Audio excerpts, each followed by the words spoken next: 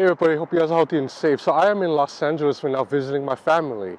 So in years past, whenever I come back to LA to visit, it would be a little bit difficult for me to get around because I don't have a car in Los Angeles anymore. I sold my car when I moved out to Hong Kong. But the last couple of times I've been back, it's been a little bit easier because there are now these Lime scooters, Lyft scooters, Bird scooters all over the streets of Los Angeles. If you live in Europe or in Asia, you'll be familiar with these dockless scooters. They're basically scooters that you pick up, you ride anywhere, you can drop them off anywhere on the street, and you just pay an app like a fee. Unfortunately, in LA, it's a little bit more expensive than in Europe and in Asia. So I would take these scooters out for like 10 minutes, and I would be charged like $8.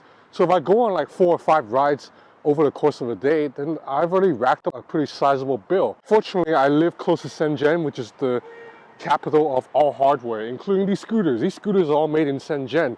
So one of these scooter makers recently reached out to me and asked if I want to review the newest scooter. And I said, well, I would love to, but I'm in Los Angeles right now. Can you send me one to test here? And they're like, okay. And then a week later, it arrived. So this is the Microgo M5. I've been riding this all around Los Angeles, and it rides almost as well as the Lime scooters, except for one minor shortcoming. But other than that, it's been saving me money because I've been riding all around Los Angeles on this thing.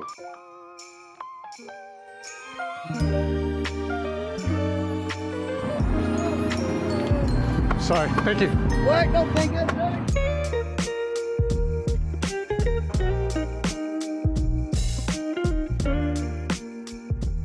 Okay, so the Microgo M5 is also a foldable scooter. There's a little hinge here, and you just pull, the scooter folds up like this. Now, this isn't as light as the Xiaomi scooter I tested back in Hong Kong. This weighs about 36 pounds, so it's a little bit heavy, but I can still curl, yeah, although it's getting a little bit tough now. But yeah, it's not really easy to handle, but you can just walk around town like this whenever you're not allowed to have scooters on the ground. I also like that when the scooter is folded, it locks into place. There's no hook that you need to hook around the back wheel like on other scooters I've seen. So you can just lift it up like this without needing to do anything. And when you want to unfold, just pull, bring it up, lock into place, and then that's it. The scooter is set up. And the safety mechanism is secure because there's a 2-step process to unlock or lock. So there's a red button right here that you have to press in tandem with pulling or pushing the lever for it to work. If I just pull on the lever right now, you see I can't get it to budge. But if I press on the red button and then pull, then the scooter folds down. Likewise, when I want to lock it, I have to press in and hear a click, and then it'll lock into place. And once it's locked into place, it is really sturdy. So there's a power button right here that you just long press to turn on, and then you'll see a screen. I know right now the screen's flickering on camera, but in real life, it does not flicker. It's just the frame rate of the camera. And there's a acceleration throttle right here. It is disc brake, so you pull this, you actually see the disc brake move on the back, but there's also an electronic brake right here. So I like that because if you really need to stop suddenly, you can use both the electronic brake and the disc brake, and you'll be able to stop on a dime. Now, when you press this button once it's turned on, it'll cycle through 3 different modes. So right now you'll see the icon is blue. This means it's a slower speed. It maxes out at like 12 miles per hour. You press it once, it goes to orange. Now your maximum speed is 15 miles per hour. You press it again, it'll go to maximum speed, which is 19 miles per hour. I usually keep it in the middle setting.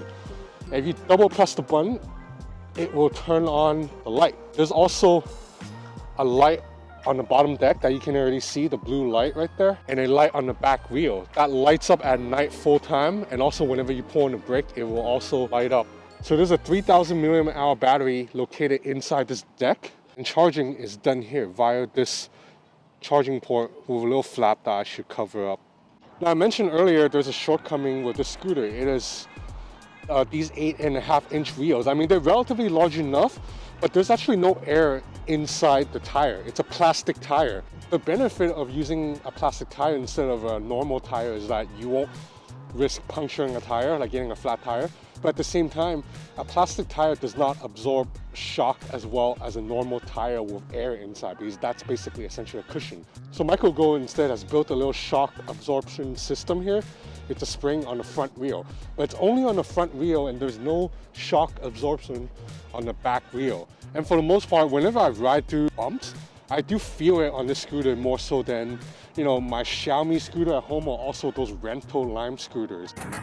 So right now I'm riding through some uneven patches of road. You should be able to hear the clanking sound. I do want to say it's only when I ride through major bumps, like, you know, really messed up roads. It's a really smooth ride when the road is paved. So maximum load for this scooter is 220 pounds. I am unfortunately already near the max because I weigh 200 pounds. So when I carry a backpack, that's probably already 205, 206 pounds there. Despite that, this scooter can still go up to the advertised 19 miles per hour maximum speed, and it can go up inclines without much issues. It definitely has more power than the Xiaomi scooter I have at home.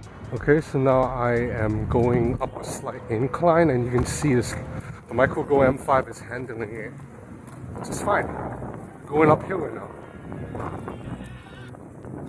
And on a single charge, it can go about 23 miles. So that means if I'm continuously riding at maximum speeds, it will only go a little bit over an hour.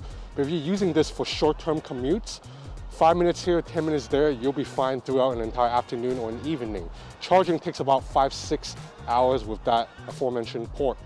So Microgo M5 sells for $429 US, and it's available on Amazon and other online retailers right now, or you can visit Microgo's website. So anyway, that's about it for this review, man. It's a beautiful Sunday. I'm gonna go for a ride. Thanks for watching.